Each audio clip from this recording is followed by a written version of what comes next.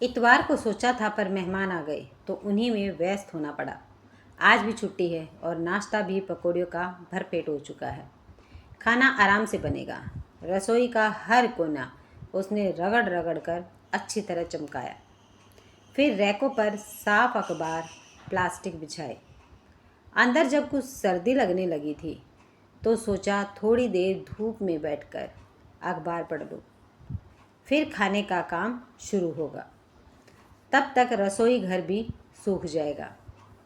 अखबार लेकर शीला छत पर अभी आई ही थी कि पति विनोद की आवाज़ सुनाई दी। अरे भाई, कहाँ हो? आज खाना नहीं बनेगा क्या? यह कहते हुए वह भी छत पर आ गए। अभी तो भरपेट नाश्ता हुआ है, सबका आपने भी तो किया है। शीला, जानती हो मैं नाश्ता नहीं करता हूँ। बच्चों का मन रखने के लिए 2-4 पकौड़ियाँ ले ली थी। मुझे तो हर रोज़ 10 बजे खाने की आदत है। फिर भी बहस किए जा रही हो। क्यों, आप इतवार को सबके साथ देर से खाना नहीं खाते हैं? पर आज इतवार नहीं है। अब नहीं बना है तो और बात है। मुझे तो पहले ही पता है कि आजकल तुम्हारी हर काम को टालने की आदत हो गई है। अब यह समय अखबार पढ़ने का है या घर के काम का? दूसरी औरतों को देखा है, नौकरी भी करती हैं और घर भी कितनी कुशलता से संभालती हैं। यहाँ तो बच्चे भी बड़े हो गए हैं, काम करने को नौकरानी हैं, फिर भी हर काम देरी से होता है। विनोद के ऊंचे होते स्वर के साथ शीला का मूड बिगड़ता ही चला गया। शीला अखबार वहीं पटक कर नीचे रसोई घर में गई। उबले आलू रखे थे, वे छोंक दिए और फटाफट आटा गूंदकर पराठे बना दिए। पर खाना देखकर विनोद का पारा और चढ़ गया था। यह क्या, सिर्फ सब्जी पराठे? तुम जानती ही हो कि लंच के समय में पूरी खुराक लेता हूँ। जब नाश्ता बंद कर दिया है तो खाना तो कम से कम ढंग का होना चाहिए। पता नहीं तुम्हें क्या हो गया है। सारे उजूल फजूल कामों के लिए तुम्हारे पास समय है, बस मेरे लिए नहीं। गुस्से में विनोद ने थाली सरका दी थी। शीला का मन हुआ कि वह भी फट पड़े। एक तो दिन भर काम में जुटे रहो, उस पर फटकार भी सुनो। आखिर कसूर क्या था? रसोई की सफाई ही तो की थी। चाय नाश्ता खाना, घर की संभाल, बच्चों की देखरेख में उसने ज़िंदगी गुजार दी। पर किसी को संतोष नहीं। बच्चों को लगता है माँ आधुनिक स्मार्ट नहीं है, जैसी औरों की मम्मी है। विनोद को तो अब नौकरी पेशा औरतें ही अच्छी लगने लगी हैं। 4 पैसे जो कमा कर लाती हैं, घर गृहस्थी संभालने वाली तो इनकी नज़रों में गंवार ही है। विनोद तो बाहर निकल गए थे, पर शीला ने बेमन से पूरा खाना बनाया। शुभा भी तब तक सहेली के घर से आ गई थी और शुभम कोचिंग से। दोनों को खाना खिलाकर वह अपने कमरे में आ गई। और दिन तो शीला काम पूरा करने के बाद टीवी देखती है। अधबुना स्वेटर पूरा करती या कोई पत्रिका पढ़ती, पर आज कुछ भी करने का मन नहीं था। विनोद का यह बेरुखी भरा व्यवहार वह पिछले कई दिनों से देख रही थी। आखिर कहाँ गलत हो गई वह? क्या इन घरेलू कामों की कोई अहमियत नहीं है? अगर बाहर नौकरी करती होती तो क्या तभी तक शख्सियत थी उसकी? शादी हुए 18 साल हो गए। जब शादी हुई थी उसी साल एमए फर्स्ट डिवीज़न में मैंने पास किया था। चाहती तो तभी नौकरी कर सकती थी, इच्छा भी थी, पर उस समय तो ससुराल वालों को नौकरी करती हुई बहू पसंद नहीं थी। विनोद भी तब यही कहते थे कि बच्चों को अच्छे संस्कार दो, उनकी पढ़ाई में मदद करो, घर संभाल लो, यही बहुत है मेरे लिए। उसने सब कुछ तो उन्हीं की इच्छा अनुसार किया था। देवर की शादी हो गई, देवरानी आ गई थी, तब भी सास ससुर उसी के पास रहे। बड़ी बहू हम लोगों का जितना ध्यान रखती है, छोटी बहू नहीं रख पाती। माँ जी तो अक्सर कह देती थी, बच्चों को संभालना, बूढ़े सास ससुर की सेवा करना, घर गृहस्थी देखना, सब कुछ तो कुशलता से निभाया था। उसने फिर ससुर जी की मौत के बाद यह सोचकर माँ जी का ख्याल वह और भी ज़्यादा रखने लगी थी कि कहीं उन्हें अकेलापन महसूस ना हो। पर अब क्या हो गया? ठीक है, बच्चे अब बड़े हो गए हैं, उन्हें अब उसकी उतनी ज़रूरत नहीं रही है। माँ जी ने भी अपने आप को सत्संग, भजन, पूजन में व्यस्त कर लिया है। विनोद का प्रमोशन हुआ है, तब से उनकी भी जिम्मेदारियाँ बढ़ गई हैं। मकान का लोन लिया है तो खर्चे भी बढ़ गए हैं। बच्चों की भारी पढ़ाई है, फिर शुभा की शादी भी 4-5 साल में करनी है। शायद इसी बात को लेकर विनोद को अब नौकरी पेशा औरतें अच्छी लगने लगी है। पर क्या देखते नहीं कि उसकी भी तो व्यवस्था बढ़ गई है। सुबह 6 बजे से काम की जो दिनचर्या शुरू होती है तो रात को ही सिमटती है। फिर उन्हें ऐसा क्यों लगता है कि वह फालतू है?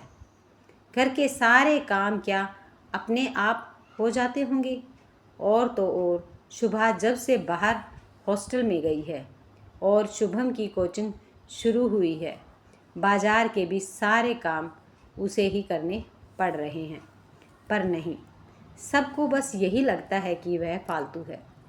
सबको उससे शिकायतें ही शिकायतें हैं। और तो माँ जी पहली बार 10-15 दिन को देवर के पास गई तो वह भी जाते समय कहने में नहीं चूकी, बहू तुम मेरी देखभाल करते करते थक जाती हो तो सोचा कि छोटी बहू के पास कुछ दिन रहकर आऊं। अनमनी सी शीला फिर बाहर बरामदे में पड़े मूढ़े पर आकर बैठ गई थी। शुभा पास ही बैठी सिर झुकाए डायरी में कुछ लिख रही थी। क्या कर रही है? माँ, अब दिसंबर ख़त्म हो रहा है ना, तो अपनी उपलब्धियाँ लिख रही हूँ इस जाते हुए साल की, और तय कर रही हूँ कि अगले साल मुझे क्या क्या करना है। नए संकल्प भी तो करूँगी ना। अच्छा, क्या उपलब्धियाँ रही हैं? माँ, विशेष उपलब्धि तो इस वर्ष की यह रही है कि मेरा मेडिकल में चयन हो गया है। अब मैं संकल्प करूँगी कि मेरा कैरियर इतना ही अच्छा रहे, अच्छे नंबर आते रहें। हर परीक्षा में शुभा को सोचते हुए बोली, मम्मा, मैं अपनी ही नन्ही शुभम और पापा की भी उपलब्धियाँ लिखूँगी। देखो ना, शुभम को इस साल स्कूल में बेस्ट स्टूडेंट का अवार्ड मिला है और पापा का तो प्रमोशन हुआ है ना। शीला ने भी उत्सुक होकर शुभा की डायरी में झांका था तो शीला वह बोली, मम्मा, आप भी अपनी उपलब्धियां बताओ, मैं लिखूंगी। और आप अगले साल क्या करना चाहोगी? यह भी शीला का उत्साह फिर से ठंडा हो गया। क्या बताए, कुछ भी तो उपलब्धि नहीं है उसकी। आप घर भर के लिए फालतू जो हो चली है वह, और एक ठंडी सांस न चाहते हुए भी उसके मुंह से निकल ही गई। ओह माँ, आप बहुत थक गई हो, आपको थोड़ा चेंज करना चाहिए। शुभा कह ही रही थी कि फ़ोन की घंटी बजने लगी। शुभा ने ही दौड़कर फ़ोन उठाया। माँ, मामा का फ़ोन है, पूछ रहे हैं कि शेफाली की शादी में हम लोग कब पहुँच रहे हैं। लो बात कर लो। हाँ भैया, अभी तो कुछ तय नहीं हुआ है। बात यह है कि इन्हें तो फुर्सत है नहीं, क्योंकि बैंक की क्लोजिंग चल रही है। शुभम के अगले ही हफ्ते बोर्ड के इम्तिहान हैं। पर तू तो आ सकती है ना। शीला क्या जवाब दे, यह सोच ही रही थी कि शुभा ने आकर दोबारा फ़ोन ले लिया और बोली, मामा हम लोग भले ही ना आ पाए पर मम्मी ज़रूर आएगी। और शुभा ने फ़ोन रख दिया था। माँ आप हो आइए ना, शुभा आग्रह करते हुए बोली। भोपाल है ही कितनी दूर, एक रात का ही तो सफ़र है। आपका चेंज भी हो जाएगा और नाते रिश्तेदारों से मुलाकात भी हो जाएगी। और फिर दोनों मौसियाँ भी तो आ रही हैं। माँ आप यहाँ की चिंता बिल्कुल भी ना करें, मैं घर संभाल लूँगी। बस पापा और शुभम का ही तो खाना बनाना है, फिर लीलाबाई है ही मदद करने के लिए। बस आप तो अपनी तैयारी करो। जाने का ख्याल तो अच्छा लगा शीला को भी, पर विनोद का क्या, तैयार हो पाएंगे? शीला अभी भी अचमंजस में थी, पर शुभा ने विनोद को राजी कर लिया था। फटाफट दूसरे दिन का आरक्षण भी हो गया और शुभा ने माँ की सारी तैयारी करवा दी थी। शादी की गहमा गहमी में शीला को भी अच्छा लगा था। रात रात भर जागकर बहनों में गपशप होती रहती। सब रिश्तेदारों के समाचार मिले। भैया ने बेटी की शादी खूब धूमधाम से की थी। शेफाली के विदा होते ही घर सूना हो गया था। रिश्तेदार तो चल ही दिए थे, बहनों ने भी जाने की तैयारियां कर ली थी। भैया मुझे भी अब लौटना है, शीला ने याद दिलाया था। अरे तुझे क्या जल्दी है, शोभा और शशि तो नौकरी पेशा है, उनकी छुट्टियां नहीं हैं, इसलिए उन्हें लौटने की जल्दी है। पर तू तो रुक सकती है, भैया ने सहज स्वर में ही कहा था। पर शीला को लगा जैसे किसी ने फिर कोमल मर्म पर चोट रख दी है। सब व्यस्त है, वही एक फालतू है। वहाँ भी सब यही कहते हैं और यहाँ भी। भैया के बहुत ज़ोर देने पर वह 2 दिन रुक गई, पर लौटना तो था ही, बेटी वापस जाएगी। शुभम पता नहीं ढंग से पढ़ाई कर भी रहा होगा या नहीं। सब कुछ भूलकर उसे भी अब घर की याद आने लगी थी। स्टेशन पर सभी उसे लेने आए थे। माँ बस दादी नहीं आ पाई आपको लेने, क्योंकि वह अभी यहाँ नहीं हैं, पर उनके 2 फ़ोन आ गए हैं और वे जल्दी ही वापस आ रही हैं। कह रही थी कि मन तो बड़ी बहू के पास ही लगा रहता है। शुभा ने पहली सूचना यही दी थी कि उधर शुभम कहे जा रहा था, आपने इतने दिन क्यों लगा दिए लौटने में, 2 दिन ज़्यादा क्यों रुक गई आप? अच्छा पहले घर तो पहुंचने दे। शीला हंसकर रह गई थी। विनोद चुपचाप गाड़ी चला रहे थे। घर पहुंचते ही शुभा गरम चाय ले आई थी। शीला ने कमरे को देखा तो काफ़ी कुछ अस्त व्यस्त था।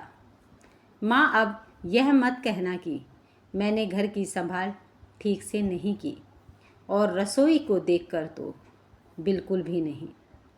आप तो बस चाय पियो और फिर अपना घर संभाल लेना।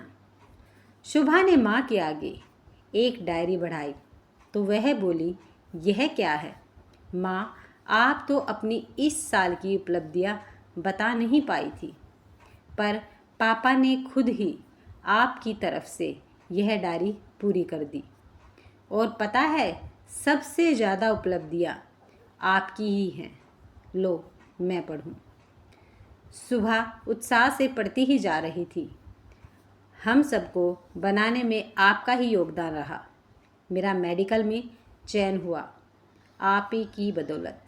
मैं एक बार मेडिकल में असफल हो गई थी, तब आप ही थी जिन्होंने मुझे दोबारा परीक्षा के लिए प्रेरित किया। और शुभम को स्कूल के बेस्ट स्टूडेंट का अवार्ड मिलना आपको ही क्रेडिट है। सुबह जल्दी उठकर बेटे को तैयार करना नाश्ते खाने से लेकर हर चीज़ का ध्यान रखना, उसका होमवर्क देखना, और तो और यह आपकी ही मेहनत और लगन थी कि पापा को प्रमोशन हुआ।